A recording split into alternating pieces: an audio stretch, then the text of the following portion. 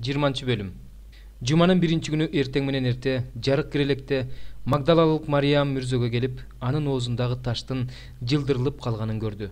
Ошондо ал Шимон Петриге жана Исанын сүйгөн шакиртине жүгүрүп барып, "Теңири бизди мүрзөдөн алып кетишиптир. Аны кайсы жерге коюшканын билбейбиз" деди. Петр менен ошол шакирт дароо мүрзөгө бет алышты. Экөө тең чуркап бара жатышты. Тиги шакирт Петриге караганда батыраак чуркап мүрзөгө биринчи жетти. Ал мүрзөнүн ичин эңкейип карап, кепинди көрдү, бирок мүрзөгө кирген жок. Анын артынан Шимон Петр жетип келип, мүрзөгө кирди. Ал кепинди жана Исанын башын орогон орогучту гана көрдү, бирок орогуч кепин менен бирге эмес, оролуу боюнча бөлөк жаткан эле. Анан биринчи келген шакирт да мүрзөгө кирди. Ал көрүп ишенди. Анткени алар Исанын тирилиши керектиги жөнүндө айтылган ыйык жазуудагы сөздөрдү түшүнүшө элек болчу. Анан шакирттер үйлөрүнө кайтышты. Мариям болсо мүрзөнүн жанында ыйлап турду. Ал ыйлап жатып мүрзөнүн ичин эңкейип карап, ак кийимчени эки периштени көрдү. Бирөө Исанын сөөгү коюлган жердин баш жагында, экинчиси аяк жагында отурган экен. Алар Мариямдан: "Аял, эмнеге ыйлап жатасың?" деп сурашты. "Теңиримди алып кетишиптир. Аны кайсы жерге коюшканын билбейм" деп жооп берди ал периштелерге. Ушинтип айткандан кийин ал артына бурулуп туруп турган Исаны көрдү, бирок аны тааныган жок. Иса андан: "Аял, эмнеге ыйлап жатасың? Кимди издеп жүрөсүң?" деп сурады. Мариям аны бакчы экен деп ойлоп: "Мырза, эгерде анын сөөгүн сен алып кеткен болсоң, кайсы жерге койгонуңду айтчы, алып келейин" деди. Ошондо Иса ага: "Мариям" деди. Мариям Исага бурулуп: "Устат" деди. 17. Иса ага: "Мага колуңду тийгизбе, анткени мен али атама көтөрүлүп кете элекмин.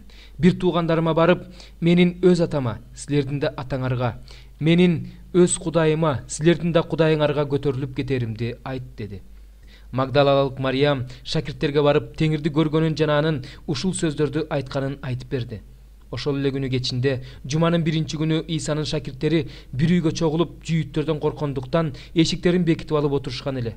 Ошол учурда Иса келип, алардын ортосуна турду да: "Силерге тынчтык болсун" деди. Ушинтип айткандан кийин Иса аларга өзүнүн колдорун, буттарын жана кабыргаларын көрсөттү. Шакирттер Теңирди көрүп кубанышты. Иса аларга дагы бир жолу "Силерге тынчтык болсун" деп айтты да: "Атам мени жиберген сыяктуу, мен да силерди жиберем" деди. Ушуну айткандан кийин ал шакирттерине демин үйлөп, ыйык рухту кабыл алгыла. Кимдин күнөөлөрүн кечирсеңер, ал кечирилет. Ал эми кимдин күнөөлөрүн кечирбесеңер, ал кечирилбейт деди.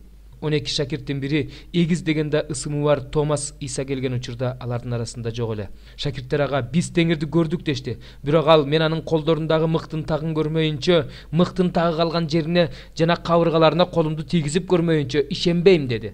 8 күндөн кийин Исанын шакирттери ошол үйгө дагы чогулушту. Алардын арасында Томас да бар эле.